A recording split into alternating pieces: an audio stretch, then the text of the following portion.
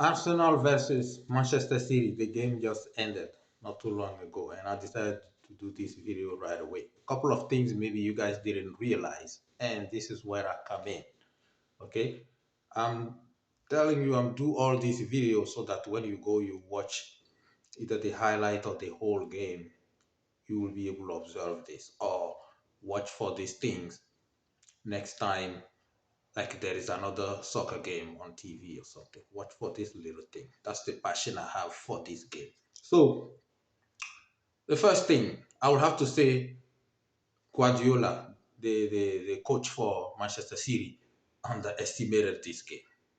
Okay, and on the other side, Arteta took it very seriously, especially they playing at home. Arteta and Arsenal, I think they have been fed up by City beating them almost every season.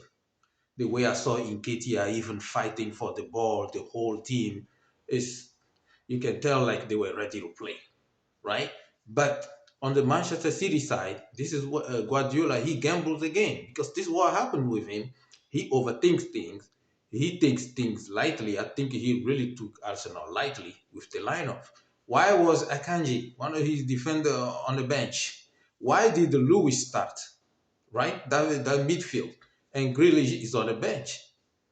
Right? Those kind of things. I understand he started Foden and he moved Bernardo Silva again. Remember, he's playing without his best player, which is De Bruyne. If De Bruyne would have played today, it would have been a different game. I don't think Arsenal would have been able to beat them, right? City really, really needed, he missed all those players. De Bruyne, Gundogan, who also left, right? Those kind of players. So he definitely missed them. But Guardiola, he keeps shuffling things around, right? Especially now that he won a Champions League again. Yes, I mean, he thinks like he's just everything. He can do whatever he wants, right? He definitely underestimated the Arsenal. But here's the thing. I understand why Arteta, the manager for Arsenal, moved Bernardo Silva. I mean, not sorry, not Bernardo Silva. He moved Jesus to the right wing because you know Manchester City, their weakest link is left back. They don't have any left back, right? They do have one, but they are just not good. They never have a good one. Even whether it is Zigencio or the Portuguese guy who left, I forgot his name, who went to Bayern Munich, right? And the current one they have, I can't even really pronounce his name, but they were lucky Saka didn't play today. But what Arteta has been doing is he's been delaying the game at least after during halftime so that he can bring in Martinelli. And you saw when he brought in Martinelli, City defender, they were already tired, right? Martinelli, I have to say this right now. Arsenal better go and give this guy a long contract. Martinelli is a heck of a player. I'm not going to lie. Him and Saka, I've always been saying they are the best players, right? If Martinelli wouldn't have played today, there's no way Arsenal would have won this game. And remember, he's a winger, he's not a striker. So all Arsenal need right now, they need, like, if they can get another top striker in January, yes, they will be good. Right now, the current one they have, whether it is Jesus or Trossard, they are not good enough. The way Martinelli and Saka are playing, they need a top striker. And Arsenal might be a team to be reckoned with. But today, hey, they won. They beat City. Because why? Guardiola's mistakes, right?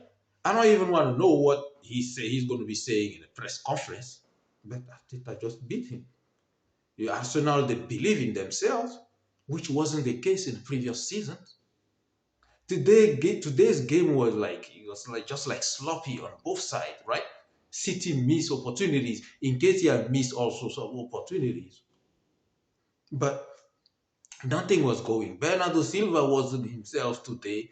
He couldn't really play. Haaland was nowhere to be found. Okay, this is the type of games you need him to step up in. Haaland, not all those small teams. When the game matter, when you're playing with the Arsenal, Tottenham, Liverpool, Man United, those kind of games, Chelsea, he need to step up.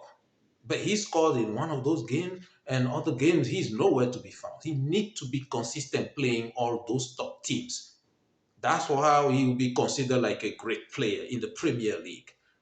Until then, he's just like a regular player right now. But that's my intake of it. Both teams make mistakes.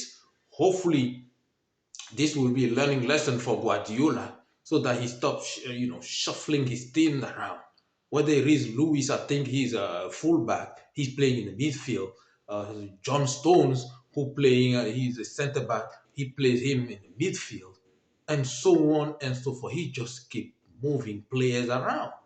He can do that maybe with small teams, but in the Premier League, every game is different, right? But he paid the price. Hopefully, he will learn from it. I will go later on and find out what he said at the press conference, who he's going to blame it on, right? But Martinelli, hey, heck of a player, no question about it. Even if I was Arteta, maybe I would have moved Martinelli.